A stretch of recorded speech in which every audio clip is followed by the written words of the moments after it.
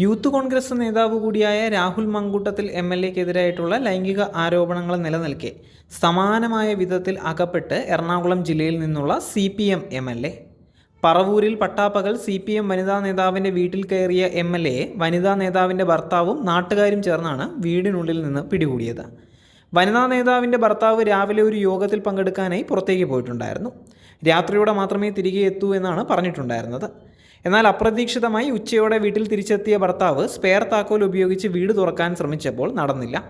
തുടർന്ന് ഭാര്യയെ ഫോണിൽ വിളിക്കാൻ ശ്രമിച്ചുവെങ്കിലും ഫോൺ വീടിനുള്ളിൽ ഇരുന്ന് റിങ് ചെയ്തതല്ലാതെ പ്രതികരണമൊന്നും തന്നെ ഉണ്ടായതുമില്ല. ഇതേ തുടർന്ന് ആശങ്കയിലായ ഭർത്താവ് സമീപവാസികളെ വിളിച്ചുകൂട്ടി വീടിൻ്റെ പൂട്ട് തകർത്ത് അകത്ത് കയറിയപ്പോഴാണ് MLA കണ്ടത്. കാര്യം മനസ്സിലായ ഭർത്താവ് MLAയെ കൈകാര്യം ചെയ്യുകയായിരുന്നു. വിശദീകരിക്കാൻ ശ്രമിച്ച MLAയെ ഭർത്താവ് ചവിട്ടി താഴെ ഇടുകയും ചെയ്തു. വാഹനം ഏറെ ദൂരെ നിർത്തിയിട്ട ശേഷമാണ് MLA വനിതാ നേതാവിൻ്റെ വീട്ടിലേക്ക് എത്തിയത്. സമീപവാസികളും സംഭവത്തിന് സാക്ഷികളായതിനാൽ തന്നെ ഇത് പുറത്തറിയുകയും ചെയ്യുകയായിരുന്നു. കോൺഗ്രസ് പ്രവർത്തകർ വിഷയം കത്തിക്കാൻ ശ്രമിച്ചുവെങ്കിലും പ്രമുഖ പ്രാദേശിക നേതാവ് ഇടപെട്ട് തടഞ്ഞു എന്നുള്ളതാണ് ലഭിക്കുന്ന വിവരം.